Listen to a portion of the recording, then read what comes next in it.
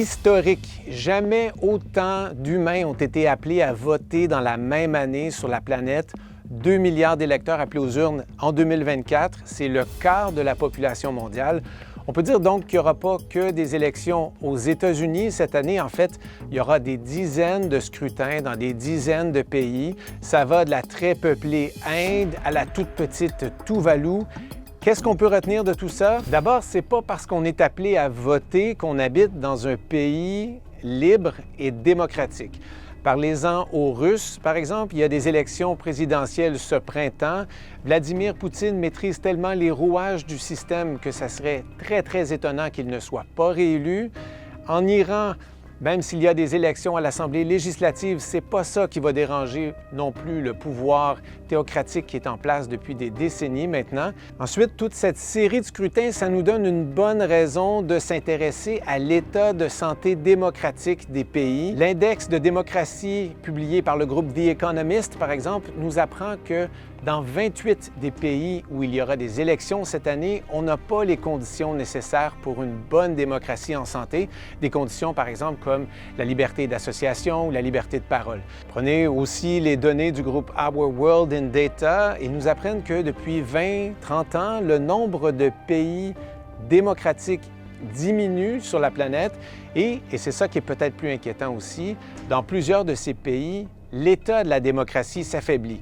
Prenez l'Inde. Dans ce pays, le parti se maintient au pouvoir en attisant les tensions religieuses, en intimidant la presse notamment, avec des raids policiers sur les bureaux de certains journalistes.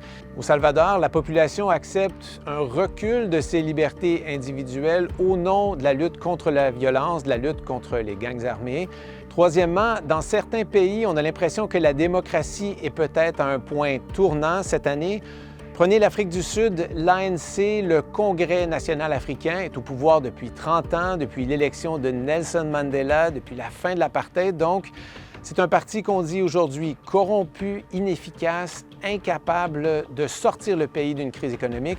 Pourtant, ce parti pourrait être réélu cette année. Et puis, il y a bien sûr les États-Unis avec un possible retour de Donald Trump à la Maison-Blanche, lui qui parle de s'accaparer des pouvoirs dictatoriaux. You would never abuse power as retribution against anybody. Except for day one. On peut se demander bien sûr qu'est-ce que ça veut dire pour la santé faiblissante peut-être de la démocratie américaine, mais aussi l'exemple que ça peut donner pour d'autres pays sur la planète. Finalement, il y a quand même des sources d'espoir dans tout ça. Taïwan, qui vient de voter pour un parti qui prône une relative indépendance de la Chine, malgré l'influence, malgré les pressions exercées par le géant chinois, malgré les menaces également.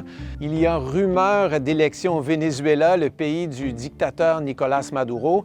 Ce qu'on ne sait pas, c'est si l'opposition pourra choisir son candidat et surtout si les élections seront justes et libres.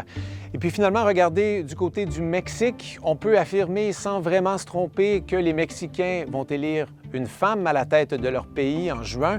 Claudia Sheinbaum est première dans les intentions de vote. Elle a 3 fois plus d'appui que son plus proche rival. Quand elle sera élue, si elle est élue, elle deviendra la première présidente du Mexique.